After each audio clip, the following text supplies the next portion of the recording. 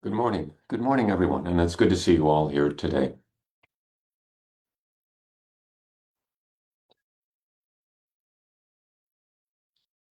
So, we've been discussing, at least since last week, the Dhammapada, a very basic text in Buddhism. It's thought to be one of the earliest recorded in writing teachings of the Buddha, and we have the text in the Pali language, in other languages as well. Actually, it wasn't until the end of the 19th century that it was available to the English-speaking world. But since that time, it's been translated scores of times. I'm using primarily the translation of Gil Fronsdal here in this discussion, but I'm referring to some other translations as well. The text is divided into chapters, and each chapter has a title. And the title of the chapter I'm going to be discussing today is in Pali called Appamada. Appamada.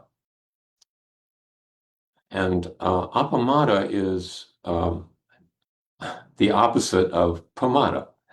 And pamada in Pali means roughly negligence. So Appamada can be translated as diligence or heedfulness or carefulness or attentiveness or wholeheartedness. And all these various translations have been used at one time or another. Earnestness is another word. So in just thinking about the title, one wonders, well, diligence or earnestness about what and how? How do we be diligent? And what are we directing our attention if we're translating it as attentiveness? So I'll just read some selections from the chapter, and then we'll just go through a couple of them. Again, we discussed last time that these can seem like, just sort of aphorisms that you might find on the side of a cereal box or something, but people with much greater knowledge than I have referred back to this text again and again and again during their lives and find deeper and deeper meaning in it. So I think it's worth investigating these verses. It's written in verse form. Vigilance is the path to the deathless. Negligence, the path to death. The vigilant do not die. The negligent are as if already dead. Absorbed in meditation, persevering, always steadfast, the wise touch nirvana, the ultimate rest from toil. Glory grows for a person who is energetic and mindful, pure and considerate in action, restrained and vigilant, and who lives the Dharma. Through effort, vigilance, restraint, and self-control, the wise person can become an island no flood will overwhelm. Unwise, foolish people give themselves over to negligence. The wise protect vigilance as the greatest treasure. Don't give yourself to negligence. Don't devote yourself to sensual pleasure. Vigilant and absorbed in meditation, one attains abundant happiness.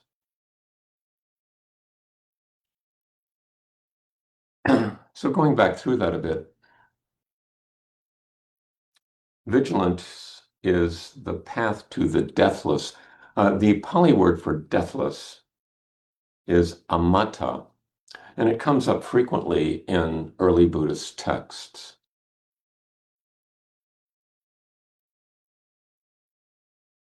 And then the next line, negligence is the path to death.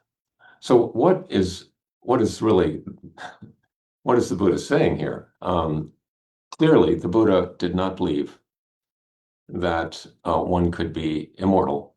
That he spent a lot of his time convincing people that they too will die, that this body will cease. So he's not talking about immortality here. And the deathless is, I've seen it translated as beyond death. Vigilance is the path beyond death. So it's really clearly not talking about just the biologic features of our body. He's talking about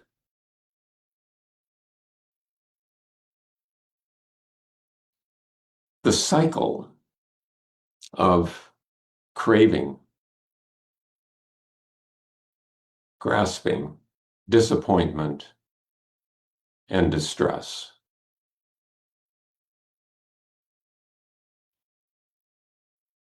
The cycle that seems to be our default mode, which is to think that if things were just so, we would be fine, and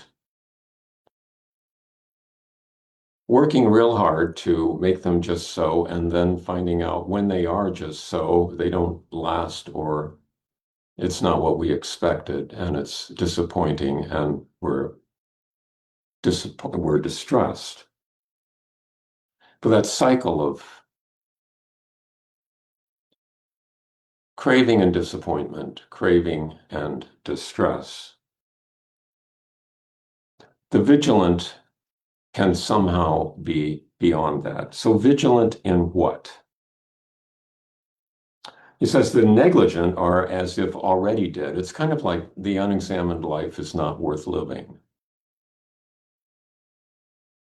It's just a life of toil and distress. Going on in the second verse that I read, absorbed in meditation, persevering, always steadfast. So clearly, at least one thing that the Buddha is talking about in terms of diligence or vigilance is meditation, self-reflection in some manner. And there are many different forms of meditation, but they all involve some kind of stilling, stopping action, and some sort of internal reflection, be it verbal or not.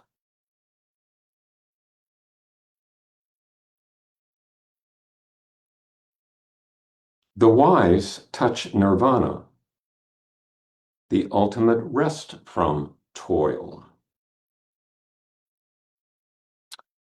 I think it's perhaps important to, because especially in our culture, people tend to, well, many people are sort of type A. I mean, trying to just, if this doesn't work, I'll just try harder. So, and in meditation, that sometimes just doesn't work. I think this is addressed nicely by the writer David Brazier, who's talking about actually a writing by a Japanese teacher, Eihei Dogen, but he refers to the same, I think, topic. And I'll just read a short section.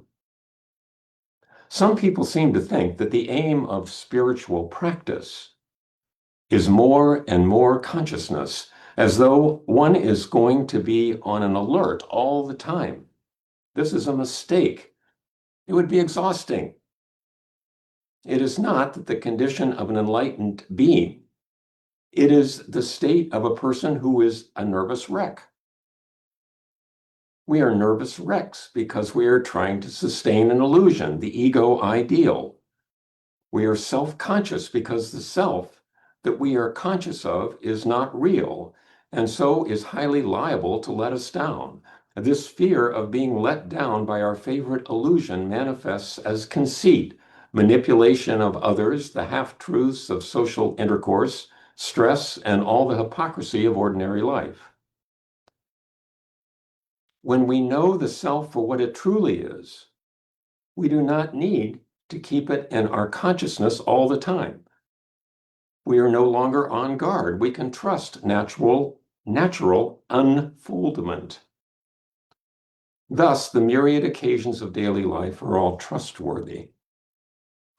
And he uses an analogy with learning to drive. When you first start to learn to drive, you're, of course, on edge. You tend to sit forward in the seat. Your shoulders are hunched. Your knuckles are clenched around the steering wheel, and you're just watching left and right and up and down and all the time, and paying attention to the how your foot is pressed on the accelerator and in the old days where the clutch is, etc. But the as you learn to drive, then more and more it can be a relaxed activity. More and more it becomes second nature, so that you can carry on a conversation comfortably while you're driving. However, when you approach a danger zone, for instance, if any of you have been on Interstate 70 going east toward the East Coast, and you approach Columbus, it's a good idea to turn off the radio and focus all of your attention on all the lane changes that are going to be required in order to get you from I-70 west of Columbus, Ohio, to I-70 east of Columbus, Ohio. They don't make it easy. So,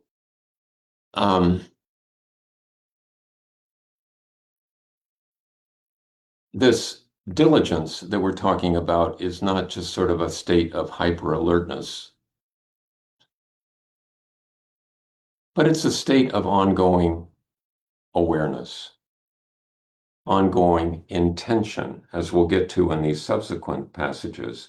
Glory grows for a person who is energetic and mindful, pure and considerate in action, restrained and vigilant, and who lives the Dharma.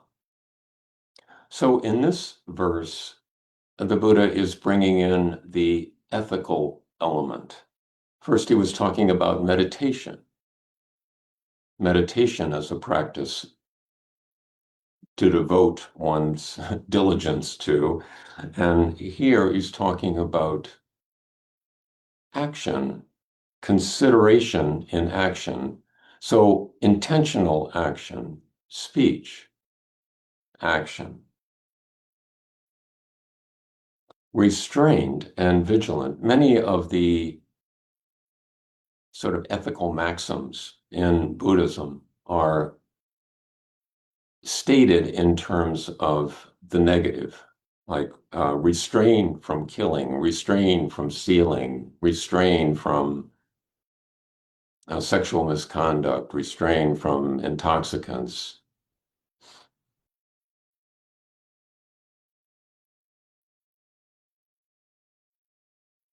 And I think historically this is important because the Buddha in the Buddha's time, much of religious practice as promulgated by the Brahmins, by Brahmanism, had to do with ritual,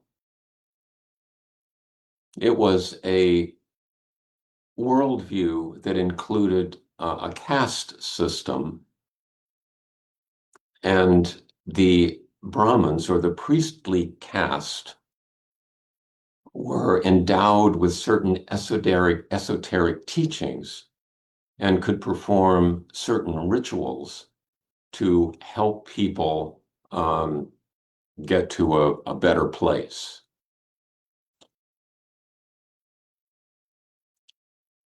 The Buddha really displaced that ritual and esotericism with morality, with ethics, with what we do and what we say, and really empowered people to use their agency to, in a sense, get them to a better place. And who lives the Dharma? Sometimes that's translated as lives in harmony with the Dharma. The Dharma being, in this case, Dharma is used, the word is used in various ways. Dharma in this case uh, refers to, it might, in China, they would call it the way, sort of the law of the universe, just the way things are.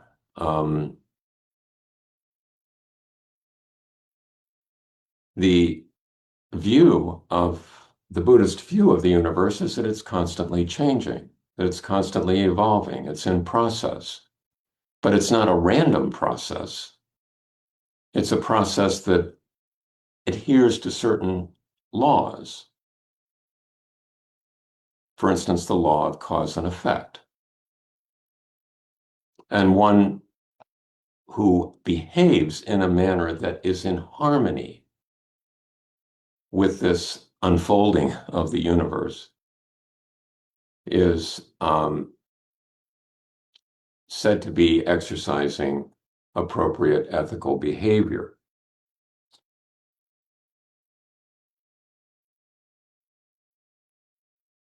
Through effort, vigilance, restraint, and self-control, the wise person can become an island no flood will overwhelm.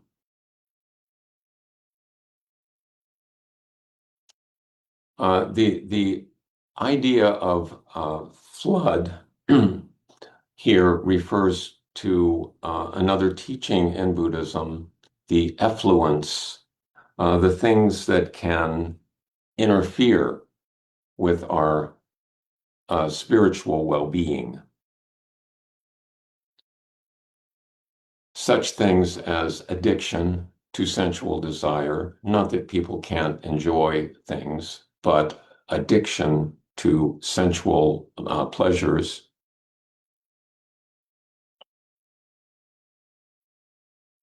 wanting things to be just so, because that leads to, as the cycle of disappointment and distress, and ignorance, just defiance of the notion that things are impermanent, that they lack an essential essence or an independent self.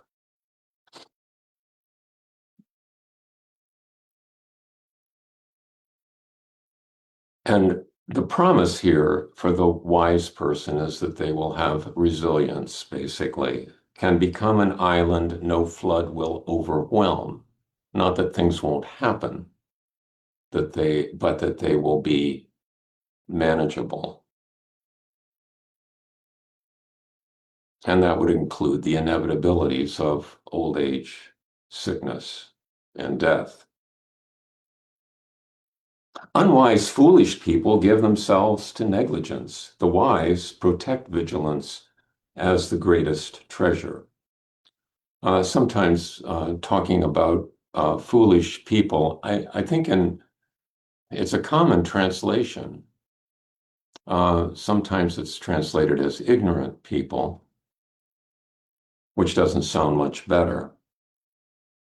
But I think it is it refers to people who are again caught up in this cycle of craving, desire, wanting things to be just so, finding disappointment and distress at the end of the road.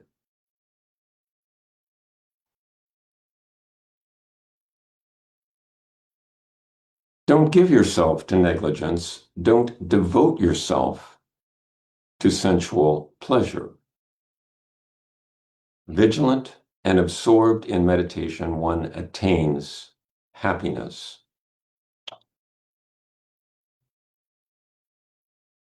Again, not saying that one need be glum or not enjoy life, but to not avidly seek pleasure.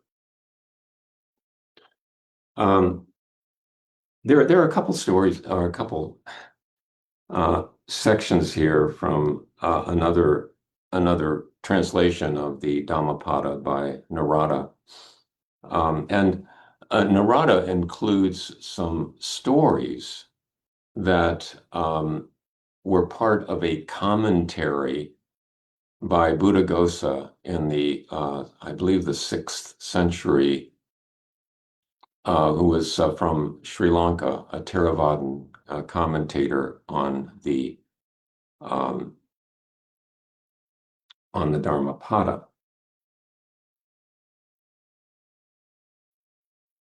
One note he mentions here is from this commentary: metaphysically, nibbana, or nirvana in Sanskrit, is the extinction of suffering. Psychologically, it is the elimination of egoism. Ethically, it is the eradication of lust, hatred, and ignorance. But this little story, I think, is charming, and it's talking about a distressed young monk who brought his concerns to the Buddha. And the name of this monk is Kula Pantaka.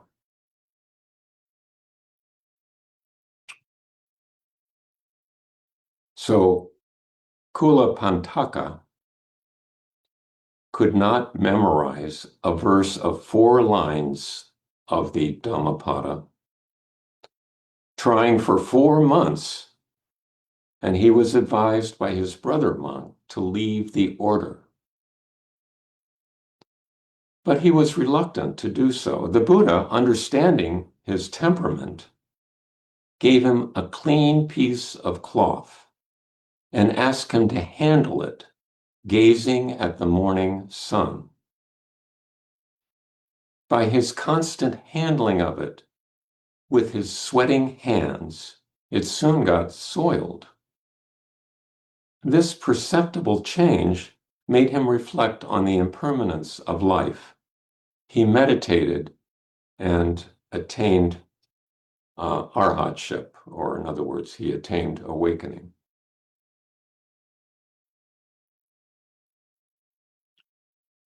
So I think that little story helps us be a little bit more creative in our interpretation of these teachings. That if one thing doesn't seem to work, then try another thing. In this case, the Buddha realized, had a very early understanding of neurodiversity, and realized that for whatever reason, this monk was just unable to memorize things. It just didn't happen. I have difficulty memorizing things, so I can relate to this. But in this case, and since this was most of these monks that the Buddha was dealing with were illiterate, he had to come up with another approach to help this monk understand his fundamental principles, his fundamental teachings. So he came up with this device, giving the monk a piece of cloth to handle, and they realized over time, the monk realized that the cloth changed, became soiled, and understood what the Buddha was trying to say.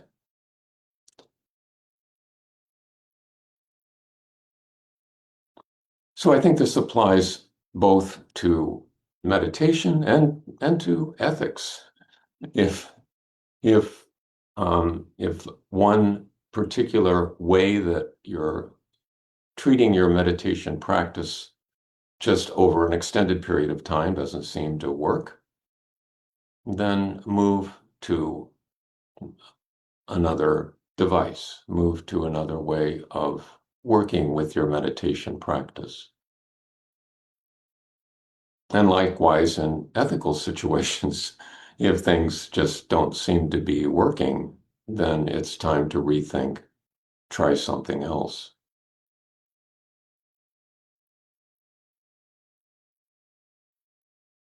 So I think I'll stop there. I will mention one other thing, and that is that appamada is a special word in the Buddhist tradition because according to the Parinibbana Sutta, which describes the last few hours of the Buddha's life, appamada was the very last word that the Buddha spoke. And he did so in saying, again, this is in translation, all compounded things are subject to vanish. Strive with earnestness. Strive with appamada. So we'll stop there. And I guess with the questions of,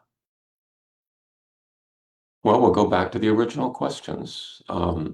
What earnestness about what? Diligence about what? And what concerns might there be about being overly diligent?